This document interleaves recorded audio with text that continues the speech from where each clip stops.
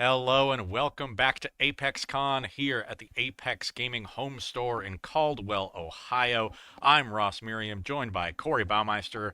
Corey, it's Modern Team Trios today. We are entering round 4 of 6 of the Swiss, Yep. so we are officially past the halfway point of the Swiss. We are now at the business end. Yeah, gotta love the business part of the tournament. Basically, every single round you're going to be seeing here feels like that single elimination. You know, not actually for this one, but winning this will lock you up for the top 8. You know, next round we're going to be watching matchups that are going to lock them up for the top 8, so on and so forth. So, always my favorite part of the tournament here. Yeah, plenty on the line for these players trying to get into the top 8 and then win through those elimination rounds to qualify for the Apex Invitational come November.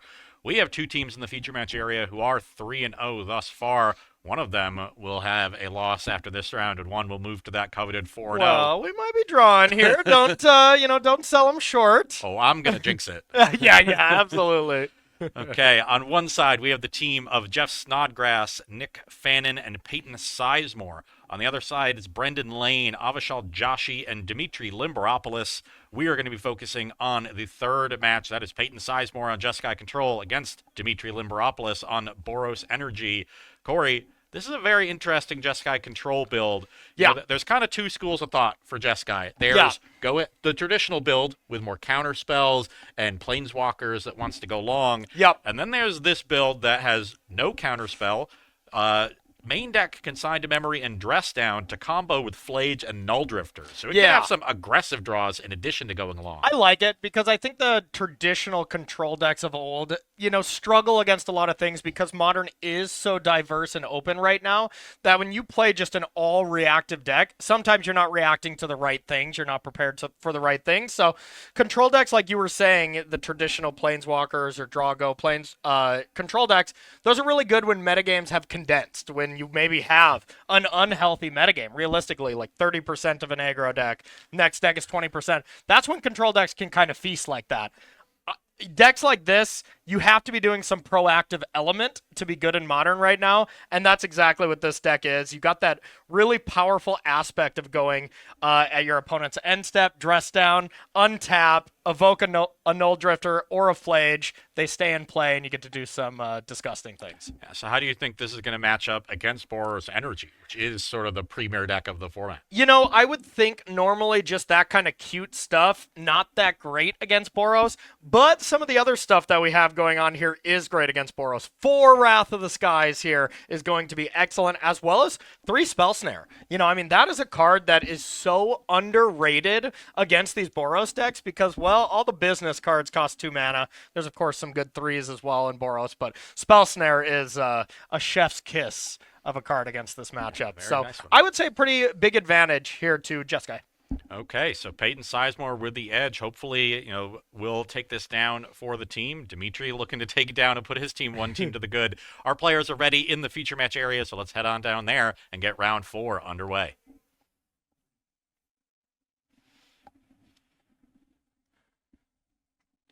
Okay, so I see Brendan Lane, Avishal Joshi, and Dimitri Limberopoulos on the right. Now Peyton Sizemore there's there on your left. Sizemore leads off with just a Scalding Tarn and a pass of the turn. Windswept Heath, the turn 1 play for Dimitri. Sizemore with an end-step fetch. Have to imagine this will be a Surveil land. Yeah, you would think so. Honestly, for both. That is the traditional thing to be doing in Modern here when you don't have to kill a powerful creature like Ocelot Pride or Guide of Souls. Gonna Surveil. See what you got going on. Here's a Meticulous Archive. So Surveil coming for Peyton Sizemore. And, at this point, it's please be a Flage. Please be a Flage. From, once again, both players. Yeah. Flage is not as good from Dimitri's side in this matchup. That is not necessarily amazing, but Peyton's side, the Flages are excellent. Yeah. Both of them have Arena of Glory in their list. Yeah. Charge the Escape. Only 1 for Sizemore, since their mana is more stretched color-wise. Dimitri with 3 in the mana base. Oh, yeah. Honestly, that is 2 cards that basically have to be played together. I think it is forced. You submit one, Spice Rack will just submit the other one for you. Okay, Meticulous Archive left the card on top, so Sizemore likes that one. And then turn 2 has an Elegant Parlor and likes the card on top again. Dimitri will fetch for his Elegant Parlor on the end step, so both players at 19 from a single fetch land. And still no real action, just a lot of surveilling. Yep, and Peyton doesn't have that maybe kind of over-the-top powerful draw of Dress Down and get one of your, really incredible 3-drops going, but does have that Spell Snare ready to go and is just ready. Be like, you got a Voice of Victory? You got an Ajani? To the yard! There is an Ajani. That meets the Spell Snare after Dimitri puts the second Winds Head Piece in the graveyard with Elegant Parlor. And so, Ajani to the yard and back to Sizemore for turn 3. Yeah, Spell Snare just so good right now. And looking at the hand of Peyton, looks pretty good. We got Wrath of the Sky. Looks like Force of Vigor, 3 land, and then the Teferi. So very, very strong start from Peyton. Anytime you get to have a good play on turn 3 and you got to Spell Snare their 2-drop, you feel so far ahead. The thought that Peyton did have here is to activate Teferi here and just draw a card to maybe play around like Static Prison, something like that. But we'll see, valuing the defensive measure a little bit more. Yeah, could be using that to set up something like Flage Consign next turn and make sure there's no interaction potentially from Dimitri. Yeah. Null Drifter Consign. And just bounce a creature of your opponent. Teferi is not as amazing and modern as it used to be by any means, but it is still a very solid card when you can ever, keep it around for 2 turns, get a little value out of it, and it still looks pretty good. Yeah. Great at bouncing this cat, too, because it doesn't technically kill it, so there's no flipping. A little bit harder to keep Teferi around in Modern these days. It really is, yeah. Ever since Bowmaster really put Teferi in check, as it just does not line up in any way, at all. Oh, bounce the Orc Army, right? Yeah, what could go wrong? Yeah. Trigger. Kill your Teferi. Exactly. This comes from a human being who plays a lot of Teferi decks and does not play a lot of Bowmaster decks, so I hate that card. I'm with you there. Yeah. Love Teferi, hate Bowmaster. Yeah. Need to Okay. get a T-shirt or something with that. Johnny and an Arid Mesa the play for Dimitri and a pass back to Sizemore, so yeah, that token is ripe for being bounced, but just a plus of the Teferi. Sizemore may be setting up a big Wrath of the Skies here. Yeah, you like instant speed Wraths? You a fan? As someone who plays lots of creatures and not many Wraths, Also no. absolutely not. What Teferi creature deck are you playing, Ross? You need to reevaluate your modern deck choices. We both played Ragavan into Teferi for a year and a half. That's true. That's true. Oh man, what they took from us. Yeah. Okay, second Elegant Parlor on the end step for Dimitri here, so he'll fall to 18 from the second fetch land and try to find a good play here on turn 4. But yeah, there's definitely a Wrath of the Skies in hand for Peyton. He has thumbed that to the front of the hand. Oh yeah, and that works out very favorably in pretty much every single card that Dimitri can play, except Voice of Victory. Not so great if that one gets put on the stack. Okay, Dimitri leaves the card on top from Elegant Parlor. Let's see I bet it's not a Flage. It might have been a Static Prison, which would be a nightmare. Just the cat token coming in, and it attacks Sizemore, so they will fall to 17. Playing around subtlety there, I suppose.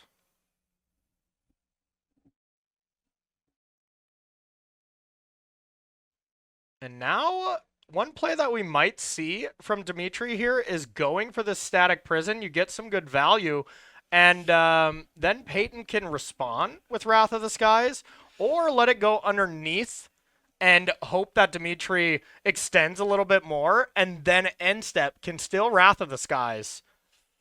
But Fable instead, might actually eat a Force. Decides not to. I guess Peyton, as long as Peyton has a land, can just go next turn, Wrath for 3, and clean up absolutely everything.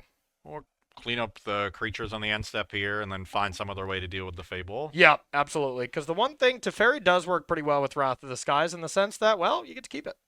Doesn't destroy that. Sizemore fetching for a Thundering Falls here, so it looks like he's going to save the Wrath of the Skies and go with your line of Wrath for 3. And you probably want to do that before Fable starts doing some looting, just because there's going to be a lot of dead cards in Dimitri's hand, so, preventing that Chapter 2 can be the difference in the game if Dimitri is full of, galvanic discharges and what have you. Yeah. Could potentially set up a big Flage turn, too. Looks like we're tanking on the Surveil. Probably also not a Flage. I'll be here all weekend. It stays on top. Stock up. Gotta love that. I don't think we have land 5 good to go, though. I think that's Solitude, Stock Up, Force, Wrath of the Sky. That is quite awkward then, because you'll likely have to Wrath of the Skies to keep the Teferi alive, right? Yeah. Looks like Fable is just going to be allowed to hang around. Yeah, plus of the Teferi and a pass of the turn. So now we get to Chapter 2 of the Fable for Dimitri. Yeah, I think I didn't love that play from Peyton. I think that Fable was good enough to eat a Force. I think it was a little greedy there to let it resolve, try to draw land 5. And yeah, no need to have a blue card since Peyton did have the mana untapped. Did have the mana, yep, because the fetch land could have got, a blue source that was not a Surveil land, and you could have just forced it there. Because Force doesn't have the most targets up against Boros, so Fable is about as good as it gets. And here's a tough spot. Here's a tough spot with the old voice.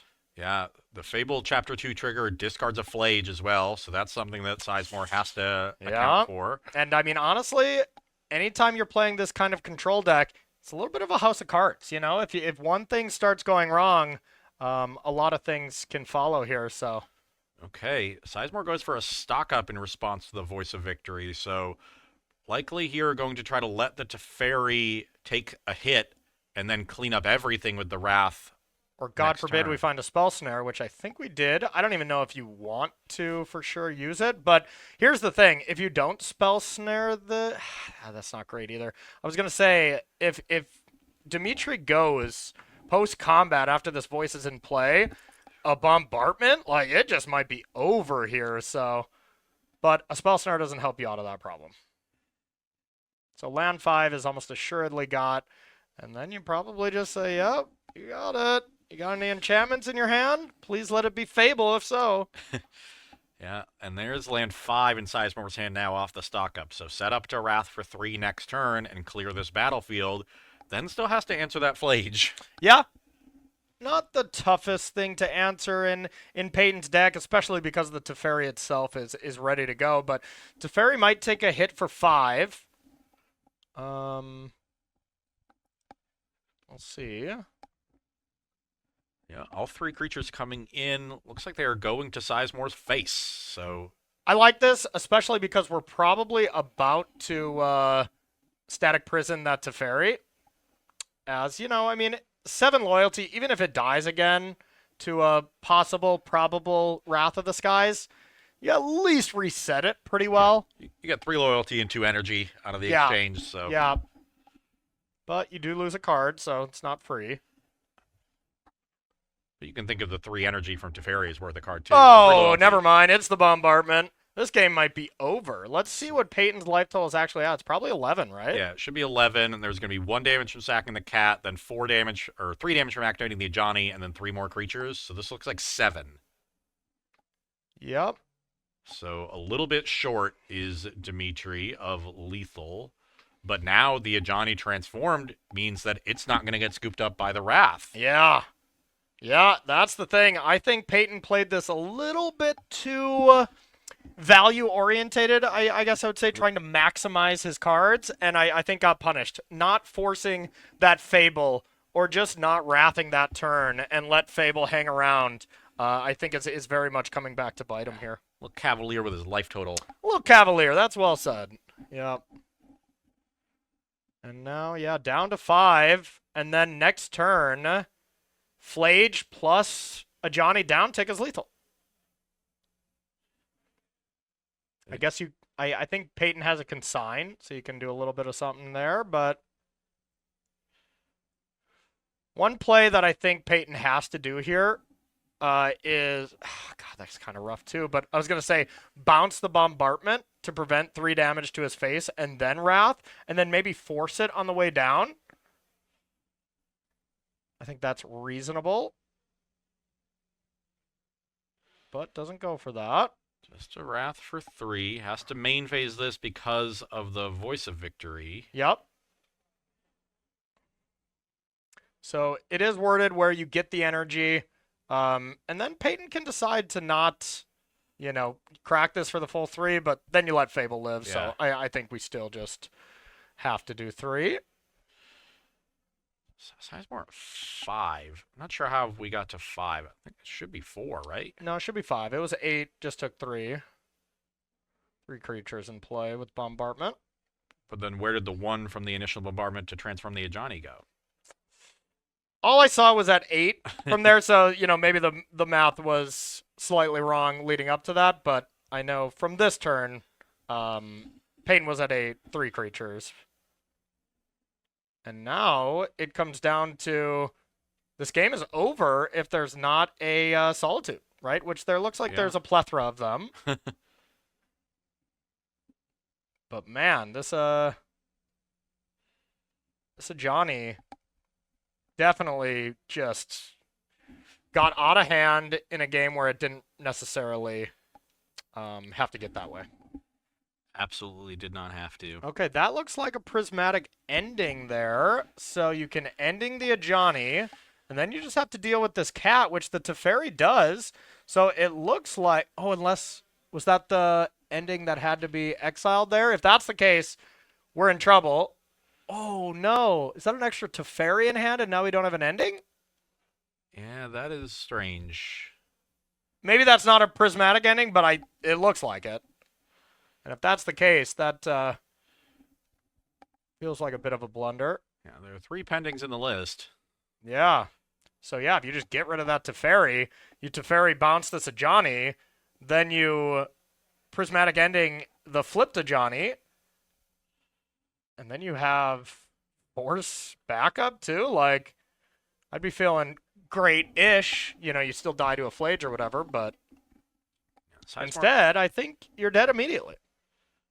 I guess not immediately, but... Yeah, there's no other red permanent, so the Ajani's not dealing direct damage yet. But you give Dimitri a lot more outs. Blood Moon, Flage, Bombardment. Seasoned Pyromancer. Yeah, Fable. Okay, so just Ajani bouncing the cat token and a pass of the turn. Dimitri fetches for a tapped Sacred Foundry out of Elegant Parlors, so no more surveilling for Limberopolis. When do these Boros decks start playing a third one? I feel like it's a matter of time. That might be 2 lands. That's the classic faster shuffle when you're like, why, Yeah. You shuffle faster because you know they're not relevant. Yeah, if you have to read them, then you have to shuffle slower. And a little bit of aggression, I'll say, and Solitude here to be able to then pick off the creature, attack Ajani, and we should be basically stabilized from Peyton. So there were a little bit of those risks, but looks like Peyton faded the one big turn here and is now looking great to close out game number 1. Yeah, put himself in a very tight spot, but he's navigated his way out of it. Yeah. This Solitude should really cut off Dimitri's outs with the life buffer. Looks like we are getting confirmation from this person in chat called Emma Partlow, I believe. Not sure if you're familiar with that name, but it is a prismatic ending. So was a interesting play, we'll say. We need Emma over here so we can know what the cards are. Yes. Here's that Static Prison for Limberopolis, and Sizemore ready with the Force Negation that they've been holding for a while. Yep. And now it just comes down to okay, how on earth can I win anymore from Dimitri? And, Flage, Arena of Glory, that's almost always that late game explosion. But when you got these lifelinkers coming at you, it looks a lot worse. And, one thing that's looked great this game is Teferi. Just been around since, 1995 in this game, and has just been bouncing permanents left and right. Really made Dimitri play a little bit awkwardly and just looked amazing in a matchup where it's not necessarily that great. But Dimitri also never respected it at all. Yeah. So never tried to attack it at all. Solitude comes in again after the Teferi pluses, so Sizemore should go up to 8. That looks like Dress Down, Knoll Drifter, Land, and Teferi 2. That's pretty good. Yeah, could just go for Dress Down Null Drifter right now. Or Could just a hard cast cast Null Drifter. Drifter. Exactly. That card can be cast. No Dress Down necessary. Yeah. I mean, if you dress down, though, you get to just draw 3 cards instead of 2. Divination versus Ancestral Recall. You know, I mean, come on. It's a no-brainer. Sizemore now ended up at 7. I think maybe I was right, and we finally corrected for that 1 point of Goblin Bombardment damage. Hey, that could be. That could be. So I think Sizemore survived this game at 1. Yes. I believe 1 is not 0. You can double-check my math on that, but... That's actually a very important fact of mathematics. Yeah, 1 does not yeah. equal 0. If it did... Society nothing would be be on right. fire. Yeah. You'd be the Pope. Who's to say I'm not in the running? Okay, Dress Down being used here to stop any Ocelot Pride shenanigans. Yes, take 1. No lifelink. Combo. Sizemore down to 6. Now down to 5 from a fetch of the Scalding Tarn. And we've entered the GG territory. Peyton has a card called Flage in hand, which can be cast and escaped immediately. Ah, the old Flage. Yep. Looking pretty good when your opponent only has 1 flageable creature. Still looking pretty solid if your opponent only has 2 flageable creatures. Solitude comes in. Dimitri down to 20. Sizemore up to 8. But with Flage, it will not take long to reduce Dimitri's life total. Oh, no. That might even be the Flage. concession there straight away as, you know, I guess one thing that Dimitri can get is a Flage of his own and then hope that just play Flage, escape Flage, kill your opponent's Flage, and Peyton forget that he can escape it another time. Then he's right back in it. Well, let's just draw. We'll draw Seasoned Pyromancer this turn. Yep. Into Static Prison plus Arena of Glory, and then draw Flage the next turn. I still think this game would not be close in favor of Peyton, to be honest. Yeah, because of the Teferi. Yeah, the Teferi, which has drawn 5 cards, and Dimitri sees the writing on the wall as well. Okay, so game 1 to Peyton Sizemore and to Jeskai Control. You called it before the match. This Jeskai deck looks like it might be a bane to Boros players. Yeah. And I mean, that's like my favorite thing when I'm going into a Modern tournament, is to just have a good matchup against the best deck, you know? And then, of course, you don't want to only be beating the best deck because there's a lot more than one. But I love sitting down against the best deck and knowing I'm at least advantaged. Yeah.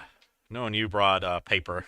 Knowing that you brought paper to the RPS tournament. Exactly. Always feels good. Yeah, aka Spell Snare. Okay. Let's check out these players' sideboard, starting with Dimitri Limberopoulos and Boros Energy. I am looking at 2 copies of Blood Moon, 2 Celestial Purge, 2 Clarion Conqueror, 1 Ghost Vacuum, 1 Molten Rain, 2 Worm's Chant, 1 Showdown of the Scalds, 1 Stone Rain, 2 Wear Tear, and 1 Wrath of the Skies. Corey, what do you like? Well, the one thing I don't like is it looks like this Boros Energy player could not find his second Molten Rain, so just went with Stone Rain here. But whatever, I don't judge. Sometimes you need to fetch a lot of basic planes. That's fair, that's fair. I like Blood Moon. I think Blood Moon looks really good against the control deck. You can really get them in that early stages of the game. Also, don't mind Molten Rain and Stone Rain, as well as Showdown of the Scalds, at being able to, you know, on the play, destroy a land pretty quick and aggressively when you don't want to overextend into other Wrath of the Skies. That one looks really awesome, as well as Blood Moon doesn't overextend into Wrath of the Skies because, well, as long as they don't have 2 planes in their mana base, it's going to be pretty hard to do that. Outside of that, I don't really love anything, and I think it's all a product of getting your Galvanic Discharges and Thraben Charms out of the deck. How do you feel about the Celestial Purges and Ghost Vacuum, just to help contain the opposing Flages? You know, I like the Ghost Vacuum a lot more than I like the Purge. I think I would just be fine, you know, keeping a couple Static Prisons for the Flages.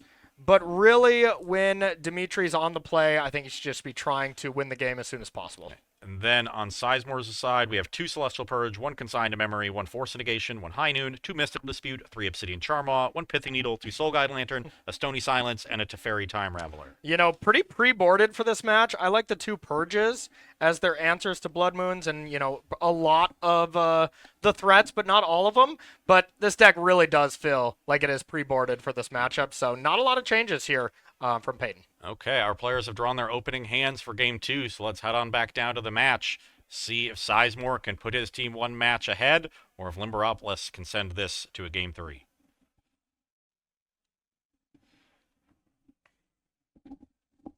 The classic, should I keep this unplayable hand? Yeah. I'm the wrong person to ask on a team, by the way. I was like, yeah, it looks good. Looks good. Snap that off. My rule is if you have to ask, it's a mulligan. Yeah, yeah.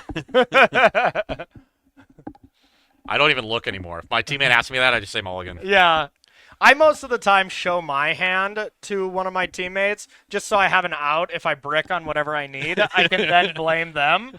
You know, so it's really you know, I don't know, psychological warfare on my own teammate. I am never teaming with you. Ever. Well, come on. Come on. Come on. We'd have fun.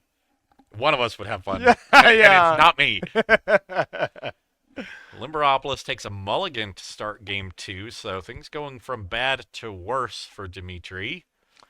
Yeah, Boros Energy is definitely one of those decks that mulligans pretty well. You know, the card quality is so high, but of course, you know, once you get to 5 territory, it gets a little rough. That hand looks a lot better.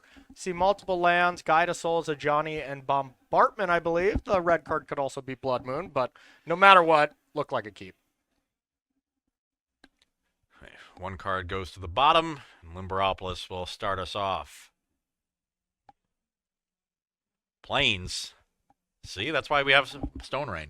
Yeah, makes sense. You know it's Sacred Foundry Mountain for the next 2 lands, though. I just hope the Stone Rain is a really nice one, like a beta Stone Rain. Yeah, yeah. That's probably why it's in the deck, because like, I've got the beta Stone Rain, I want to play with it. This is my grandfather's Stone Rain. Okay, Guide of Souls, the turn 1 play for Limberopolis, and just a Flooded Strand for Sizemore. So. Just nothing, no play. I got nothing that costs 1. You know, play your... I would say just be mana efficient, Dimitri. No big deal. Just play a 2-drop. Nothing bad's going to happen, is all Peyton's thinking. Like, no! My only foil, a 1-drop. The bane of Spell Snare, Guide of Souls plus Ocelot Pride. No. It's now another Ocelot Pride. The old triple 1-drop draw. Then you know, just take your Spell Snares out of your deck, rip them up, and be on your way. I can never rip up a Spell Snare. Yeah, I only want to rip them up because I borrowed your Spell Snares for the last event I played. So once again, I'm never teaming with you. Yeah, once again, you're going to need to repurchase some Spell Snares. Okay, Solitude pitching Flage to exile this Ocelot Pride. That is a steep cost to deal with that cat. No, it did deal with 2 cats, so it's kind of a 2 for 2 if you look at it in a backwards way. Yeah, if you're just wrong. Yeah. But you have a lot of experience with that. I sure do. Flooded Strand fetches Thundering Falls on the end step for Peyton Sizemore, so we'll look to find another threat to rebuild from the loss of that Flage. And importantly, Peyton did decide to Solitude at end of second main there. I'm sure that's the wording they did, as the trigger would still go on the stack if you do it any other way. Got to be careful about that. Very tight sequencing from our players. Get that Spell Snare out of there. Not against the old 1-drop draw. Say that 3 times fast. Okay, Arid Mesa and a pass for Sizemore on turn 2, and Dimitri will fetch the Windswept Heath they played on the end step, and we'll start surveilling on Dimitri's side. Everybody just surveils twice a game in this format. Yep. You just get 2 of them. You just get to do what the kids call agency, I believe. Is that correct? Yeah. Is that why everybody loves the Gora's Vengeance deck? Because they play 4 Surveil lands? I mean, it is the best Surveil deck, too. Literally, my first game with that Esper Gorios deck, I surveilled a Gristlebrand in on turn 1, and then I Gorios Gristlebrand, drew 14 cards, and I, like, griefed my opponent a bunch of time. That's when I played that deck, was when our Lord and Savior... Back in 1987, when grief was legal. Yeah. R.I.P. Grief. Okay. Will not be missed. Flooded Strand to the graveyard off the Elegant Parlor Surveil. So Dimitri set on lands, wants to find some more spells. Looks like we have a Flage in hand for Dimitri, so at least has one play. And I think it's the Goblin Bombardment as well. But, you know, when you get spell snared once, you're definitely, it's on your radar here, really for the rest of the match. Yeah, and with a fetch land as his land for turn 3 in this Flooded Strand, he's pretty close to escaping the Flage. Yeah. And we'll have 3 cards in graveyard, needs 2 more. If the Guide of Souls dies, enough fetch land will get you there. Looks like we might be jamming the old Bombardment and can't spell snare fast enough from Peyton's side. Yeah. Both players with a fetch land left. I think we're going to get 2 more Surveils. I think you might be right.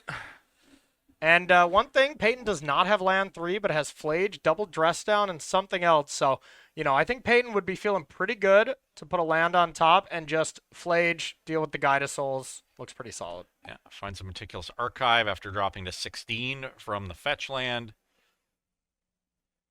I believe the other card was Force, too. I was going to say, you know, Blood Moon at any point from Dimitri would just end the game, but with those Force negations left in the deck as well as in hand, that avenue's covered at least. Yeah. Looking at life totals, I think Dimitri should be at 19 here. Gained 1 life off the Guide of Souls, but has fetched twice.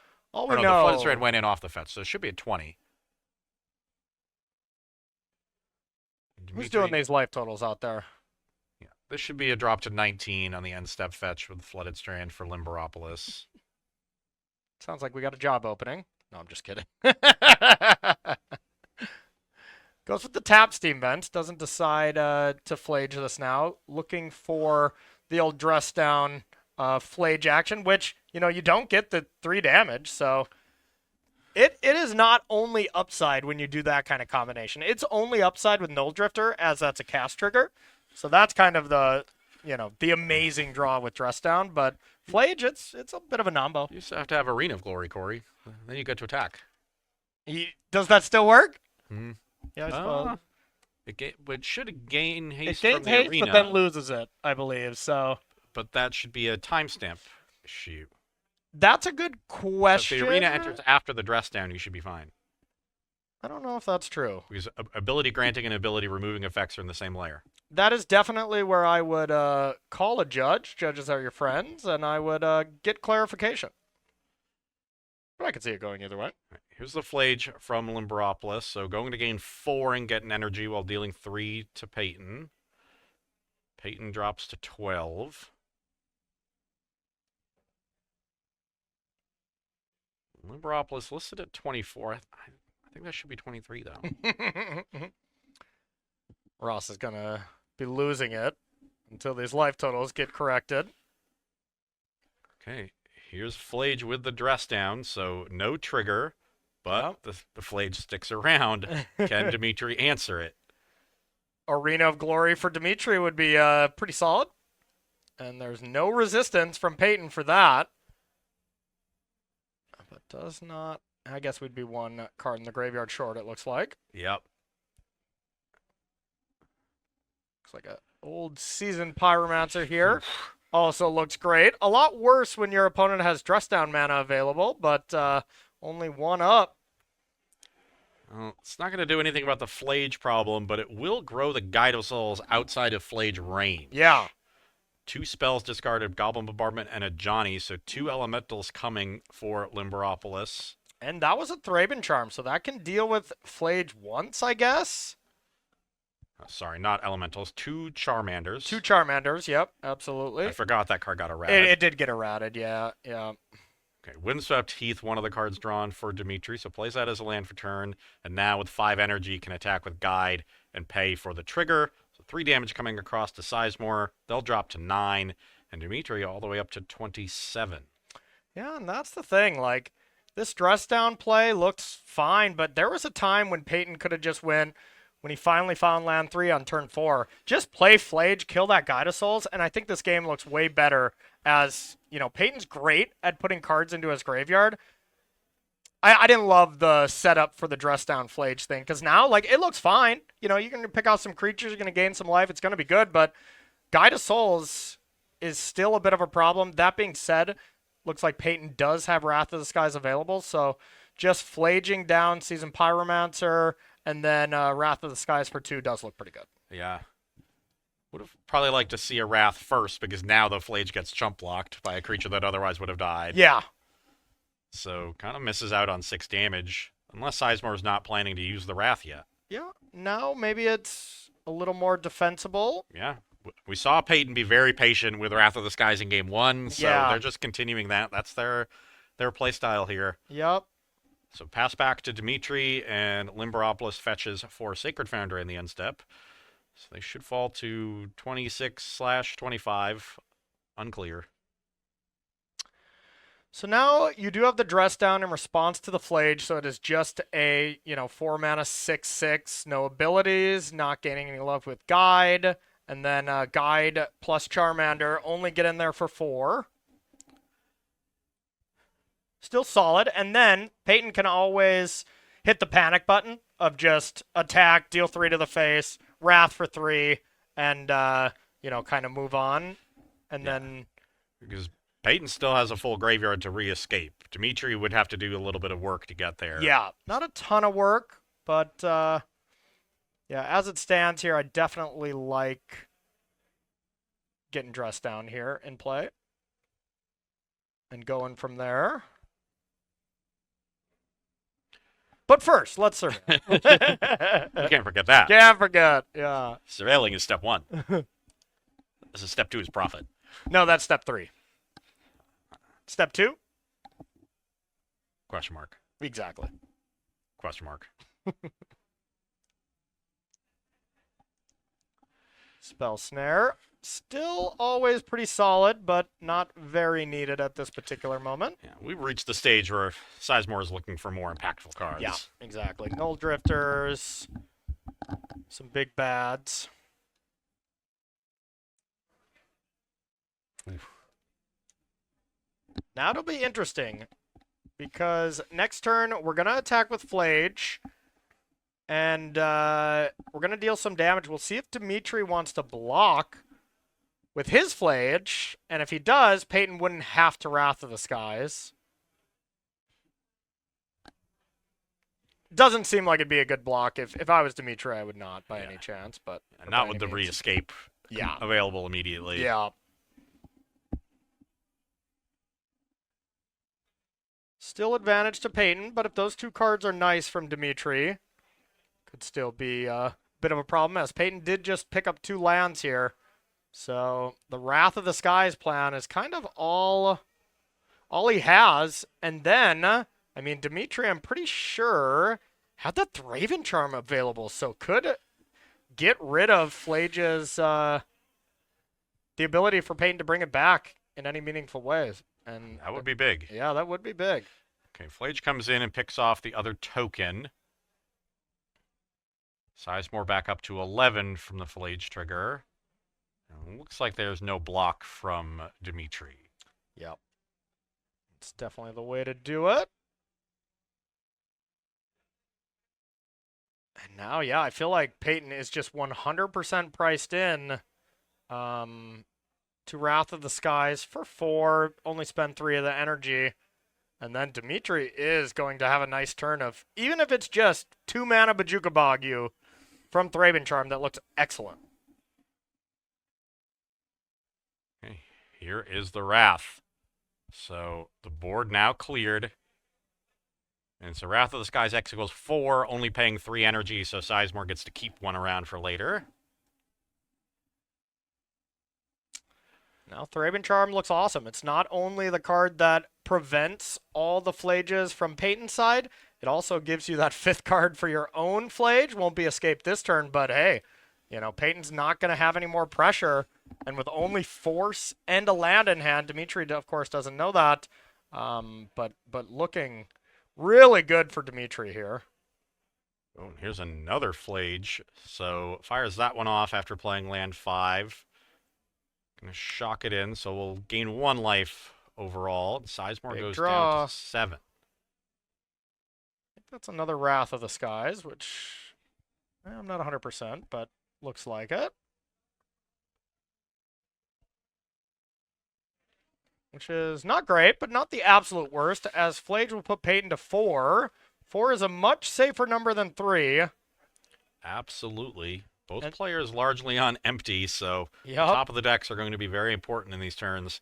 Sizemore just plays a tapped Foundry and passes back to Dimitri. And Arena of Glory. That would be lethal. Well above lethal. I think it would also already be in play. Yes, yes. Dimitri's not signaling go, right? Oh, I think Dimitri drew a card that they might want to play instead of Flaging, and they're wondering what Sizemore could have. Yeah, I would think Seasoned Pyromancer would raise those questions. Fable, but playing a Fable here would be really punishing into that Force of Negation. Yeah. Blood Moon, maybe. I think okay. Or Air Mesa. Yeah. Sure. It's called acting, Ross. What is going on? Why is Flage not on the battlefield? Dimitri just passes the turn. Okay. Ross and I have our baffled faces on at the moment. I guess. I mean, oh, man. Oh, man. I mean, you do get the condolences of putting some Charmanders into play, but, you know, I mean, I guess that's what Dimitri was doing, is first getting Seasoned Pyromancer, presenting that kind of clock, and then flaging, but man, was that line just horrifically punished. Yeah, Soul Guide Lantern off the top for Sizemore. And couple elementals. Sizemore likely to just pop this lantern and exile those flages. Yep. Has to do it before Dimitri's main phase. Yeah, it looks like an upkeep sack or a draw step. I mean, to be fair, okay, I guess the lantern must have targeted Seasoned Pyromancer. Yeah. If it didn't, if it targeted one of the things that wasn't going to get exiled immediately, you didn't have to react right away, and you could have got a little bit more value, aka one fetch land. It's minor, of course, but, you know, max out your cards. Well, 2 elementals come in, Sizemore down to 5, and I think that was a stock up off the top. I thought it was a consign. Oh, it's a consign. Yeah, you're right. Okay. So Flage consign the trigger. And hopefully the escape trigger. Yeah, the escape trigger Not the damage trigger, I wouldn't recommend. Takes out an elemental and then shows the Force of Negation. Is that a flex? Still had all these ready to go? Okay, there's a concession. Yeah, looks like it. And I mean, yeah, the writing was on the wall. It is that kind of scenario where Flage is going to stick around and is going to get it done. So, gotta say, this Jeskai control deck definitely looked good against Boros. And looked like a blast to play, if I'm being honest. Really just had the tools to stop the early aggression and then more powerful plays into the mid and late game. Yeah. And that's kind of the recipe for beating Boros. Oh, for sure. And we'll see if we got any other matches going here. There was the showdown of the Scalds coming in.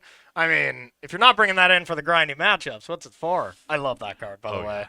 That's a nice one in this deck. Oh, yeah. You see 2 or 3 copies sometimes in these Boros lists. And we'll see if we're still playing Magic. That's Jeskai winning off the left. So if either one of his teammates were to have already taken it down, we'd be all done here. And looks like they are kind of just chatting. So I would think maybe we're done playing Magic. Get confirmation from our producer here in a sec. Yeah, I don't see any matches actively playing.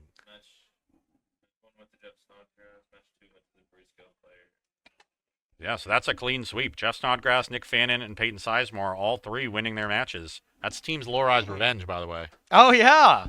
I believe that's a very popular restaurant here in Caldwell. Is that correct? Perhaps the second most popular restaurant to Wings, etc. Oh, man. Does Lori's have any etc. there, though? Or is it just a restaurant? They just have Lorai. Ah, okay. And apparently Lorai's Revenge. Okay. Well, you can always check that out if you're in Caldwell. But Wings, they have etc. I think I'd stop there first. Those are the 2 food groups. I mean, absolutely. Wings covers Wings, of course, and etc. covers everything else. So, yeah, check it out. It's really convenient that they have the etc. there. Okay, that is going to be a wrap here on round number 4. We just sent Team Lorai's Revenge to 4-0, very likely into our top 8. Yep. We're going to take a quick break and then get round 5 set up and try to see how this top 8 takes shape and see who is going to qualify themselves for November's Apex Invitational. So don't go anywhere. We'll be right back.